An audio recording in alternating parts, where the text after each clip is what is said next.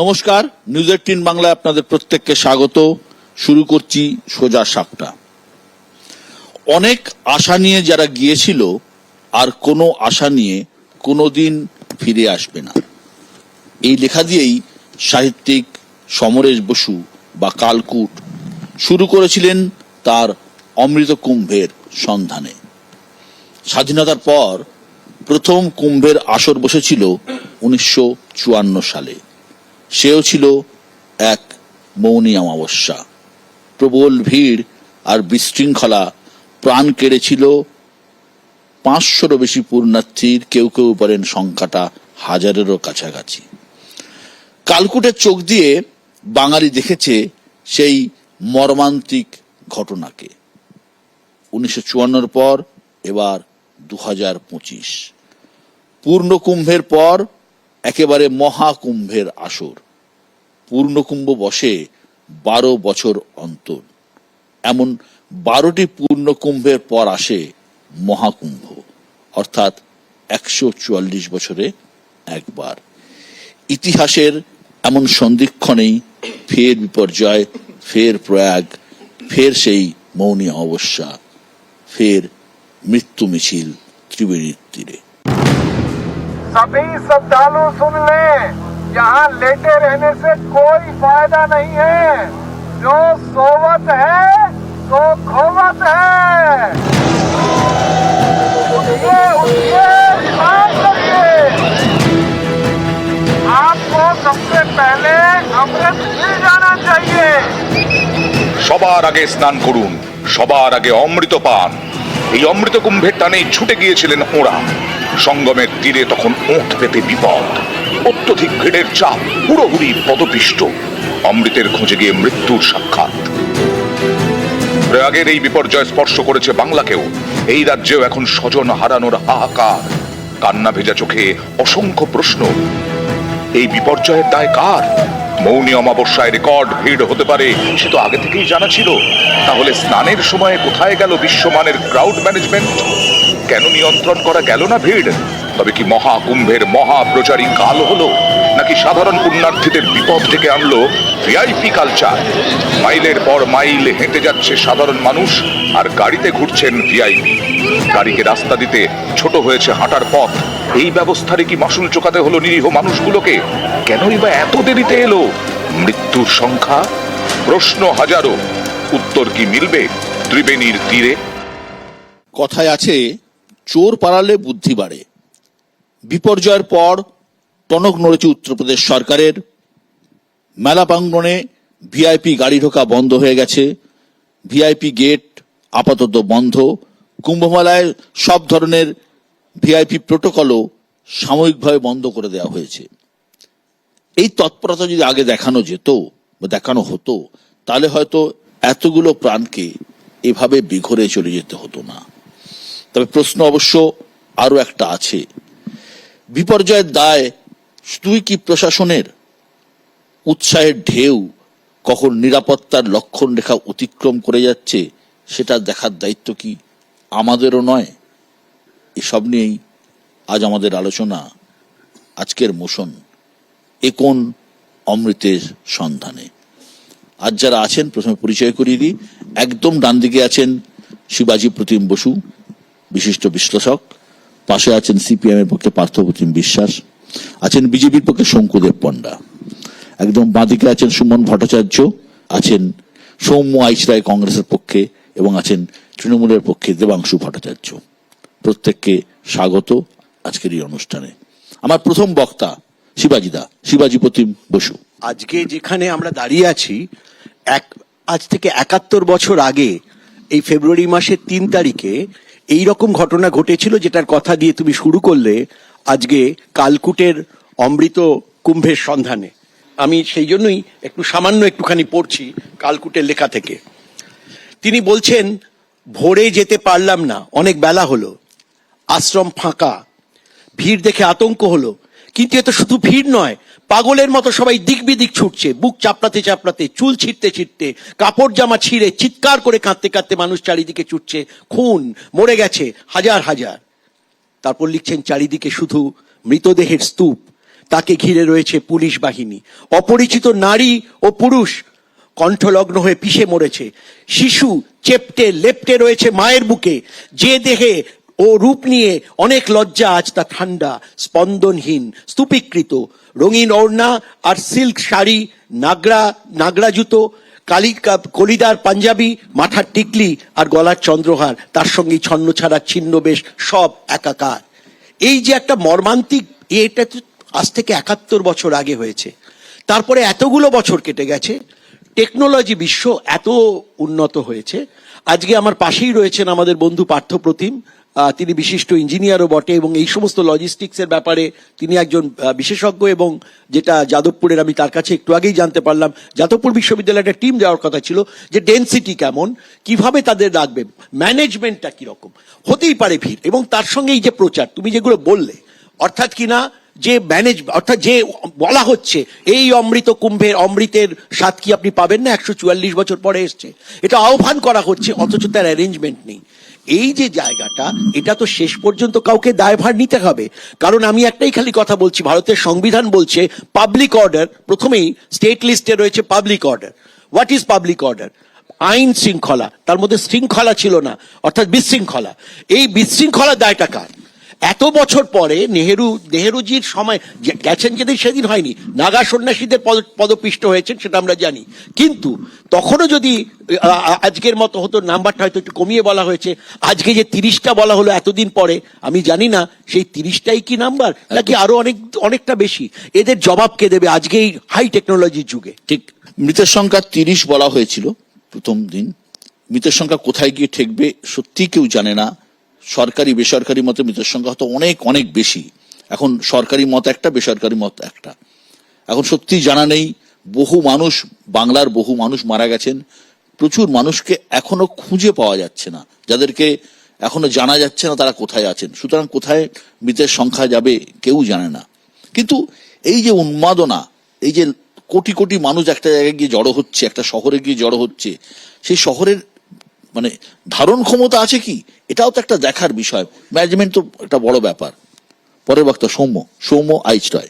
শিবাজিদা 1954 সালের কথা বলেছেন, ঠিকই বলেছেন, সত্যি কথাই বলেছেন। 180 কোটি টাকার একটা বাজেট, ভারতবর্ষের প্রথম union budget, 180 crores। We cannot compare chalk with cheese. 70-71 বছরের উত্তরণ আস্তে আস্তে, তার মধ্যেখানেও অনেক দুর্ঘটনা ঘটেছে, প্রয়াগেই ঘটেছে। স্কেলটা হয়তো ছোট ছিল, কিন্তু আমরা তো যে কোনো ঘটনা থেকে শিক্ষা গ্রহণ করি না দোষারোপ করি। দোষারোপের পালাটা যত বেশি শক্ত হবে, যত বেশি হবে, তত এই দুর্ঘটনাগুলো বাড়তে থাকবে উত্তরোত্তর। কেন্দ্রে একটা সরকার আছে যারা দাবি করেন যে তারা উত্তম প্রদেশের, এবং তাদের কথায় কথায় বোঝা যায় যে ডবল ইঞ্জিন সরকার। তো ডবল ইঞ্জিন সরকারের তো পারফরমেন্সটা ওরা বলেন, ক্রেডিটটা নেন। আপনি জানেন যে শুধুমাত্র ইনফ্রাস্ট্রাকচার এবং ম্যানেজমেন্টের জন্য খরচা করা হয়েছে 6,997 কোটি টাকা, এক বছরের প্রিপারেশন। আমি বলছি একটা ঘটনা ঘটলো, প্রশ্ন অনেকগুলো থাকছে। তাহলে ওই হঠাৎ করে সেদিন ওই সবাইকে মৌনী অমাবস্যা ছিল, তাহলে কি সেটা কি জানতেন না প্রশাসন? ছিল তো, তার প্রিপারেশনটা মক ড্রিল হয়েছিল কিনা, পার স্কোয়ার কিলোমিটারে কি ডেন্সিটি হতে পারে সেই সময়টা, কত লক্ষ লোক আসছে, কত কোটিতে ছাড়াবে, এই যে ফোর্সি করা, তাকে এস্টিমেট করা, কন্টিজেন্সি প্ল্যান। যে আমরা যে কোনো সময় জানি যে কোনো ব্যাপারে একটা বড় কিছু হলে, মানে বড় কিছু মেলা বা বড় কিছু একটা আয়োজন করতে গেলে তার একটা plan A, plan B, plan C থাকে, একটা কন্টিজেন্সি প্ল্যান থাকে। ডিজাস্টার কিছু হলে তার সেই ডিজাস্টার ম্যানেজমেন্ট রেডি থাকে, আর্মি রেডি থাকে, তাকে কত তাড়াতাড়ি ডাকা যাবে, হেলিকপ্টার করে তাকে ধরুন যারা রোগী তাদের সরিয়ে নেবে। আপনি জানেন মর্গের সামনে দাঁড়িয়ে যে আর্তনাদ, খুঁজে পাওয়া যাচ্ছে না। আমাদের কাছে গতকাল পর্যন্ত যা রিপোর্ট আছে তাতে 350-এর উপরে মানুষ নিখোঁজ, শুধু বহু আহত। একটা প্রশাসনের এবিলিটি দেখা হয়, সেই প্রশাসন কত তাড়াতাড়ি সেই কাজটা করতে পারছে। আপনি বলুন তো, 16 ঘন্টা লাগলো শুধু প্রয়াগরাজের অ্যাডমিনিস্ট্রেশনকে প্রেস কনফারেন্স করতে, জানাতে যে 30 জন মারা গেছে। 16 ঘন্টা, এই ক্যালাসনেস প্রশাসনের, এবং তার জন্য এত বড় একটা দুর্ঘটনা ঘটলো। তারপরে সাপ্রেশন অফ দ্য ফ্যাক্ট, এটা আরো বড় রক্তাক্ত ঘায়ের মতো মনে হচ্ছে। একদম সৌম্য আশিটা স্বাভাবিকভাবেই তথ্য চাপা দেওয়ার ও মৃতদেহ চাপা দেওয়ার অভিযোগ করছেন। পরের বক্তা সুমন ভট্টাচার্য।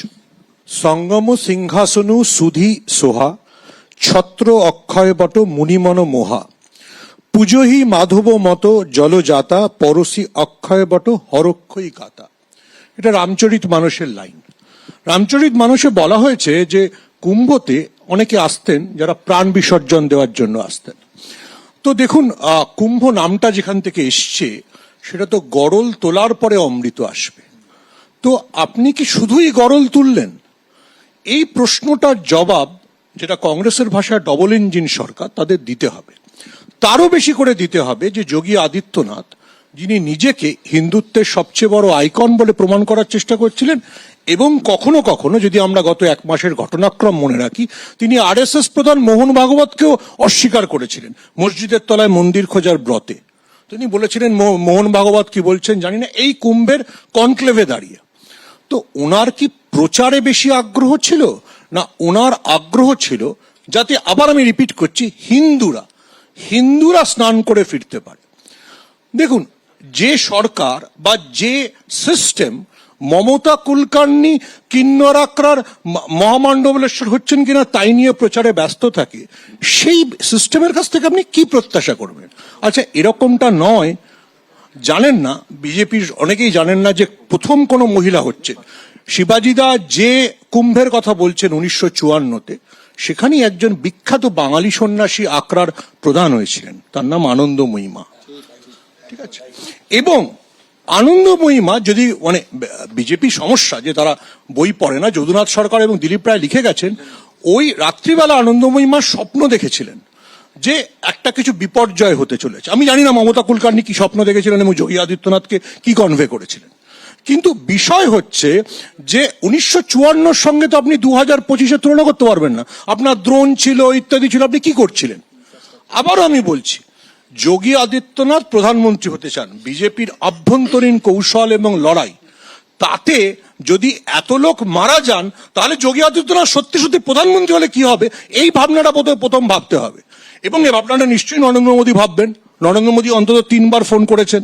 আমি জানি না, আমি অবশ্য শুনিনি যে প্রধানমন্ত্রী হওয়ার দৌড়ে যোগী আদিত্যনাথের প্রতিদ্বন্দ্বী অমিত শাহ কিছু বলেছেন কিনা। কিন্তু বিজেপিকে ভাবতে হবে যে তাদের রাজনৈতিক লড়াই, তাদের ক্ষমতা দখলের লড়াই, তাদের নিজেদের হিন্দুত্বের আইকন তৈরির জন্য, এগেন আই রিপিট, কতজন হিন্দুর প্রাণ গেল। খুব জটিল প্রশ্ন তুললেন সুমন ভট্টাচার্য, যে এরকম একটা সিস্টেম, এরকম একটা জায়গার মধ্যে যে মহাকুম্ভের আসরে এক মহাবিতর্কর সৃষ্টি হলো এবং রাজনীতির জল আরো অনেক দূর গড়াবে। পরের বক্তা সিপিএম এর পক্ষে পার্থপ্রতিম বিশ্বাস। পার্থদা শুধু দলের পক্ষে বক্তা নন, পার্থদা একজন সিভিল ইঞ্জিনিয়ার এবং এই ধরনের মেলায় কি করা উচিত না উচিত তা নিয়ে পার্থদার প্রগাঢ় পাণ্ডিত্য রয়েছে। পার্থদা, প্রথম এইটুকু আমি বলতে পারি যে ভারতবর্ষের মতো একটা দেশ যেখানে ধর্মপ্রাণ মানুষ থাকেন, চান বা না চান ধর্ম থাকবে, ফলে সেখানে ধর্মাচরণের জন্য একটা নিরাপদ পরিকাঠামো সেটা ইনশিওর করার দায়িত্ব এক এবং একমাত্র দেশের বা রাজ্যের সরকারের। এবং আপনি ছেড়ে দিন যে এটা ইউনেস্কোর হেরিটেজ স্ট্যাটাস এনজয় করে, এটা ছেড়ে দিন আপনি, এটা আমাদের ন্যাশনাল কি বলবো প্রাইডের একটা জায়গা রিপ্রেজেন্ট করে এই কুম্ভ মেলা।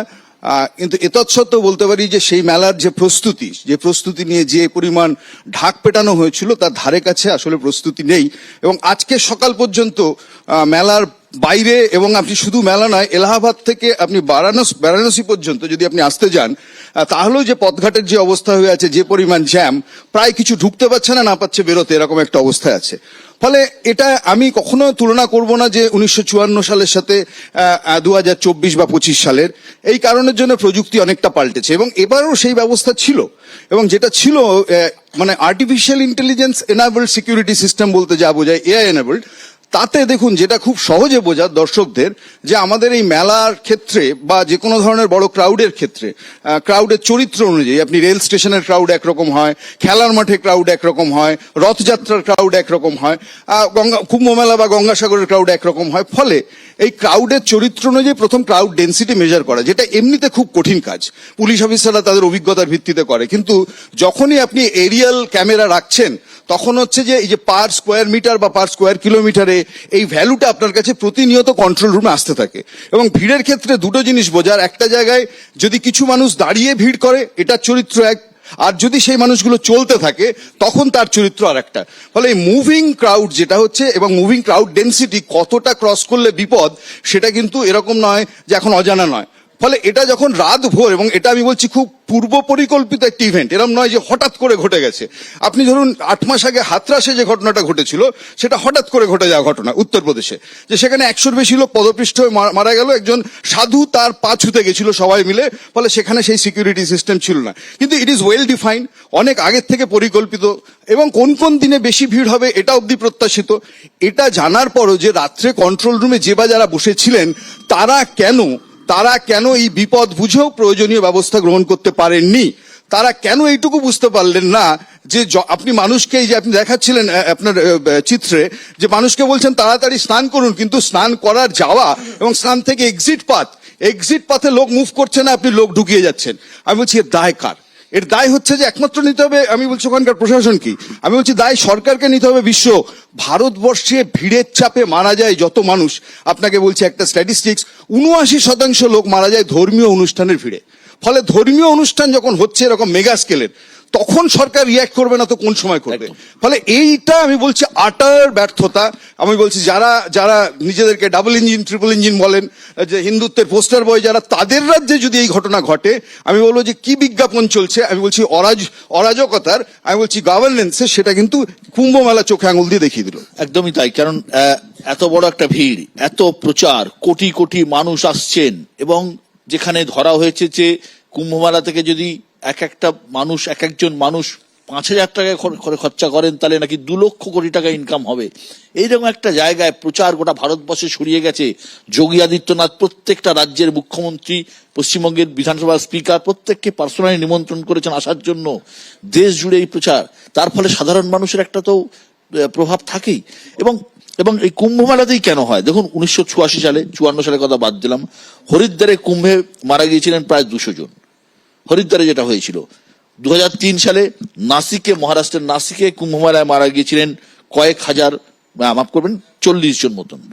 2013-তে এই এলাহাবাদেই, অর্থাৎ এই প্রয়াগরাজেই স্টেশনের ওভারব্রিজ দুর্ঘটনা ছিল, ভেঙে পড়ে প্রায় 40 জনের বেশি মারা গিয়েছিলেন। কুম্ভ মেলার যে ভিড়, এই ভিড় ম্যানেজমেন্ট একটা বড় বিষয়, যেটা পার্থদা বললেন।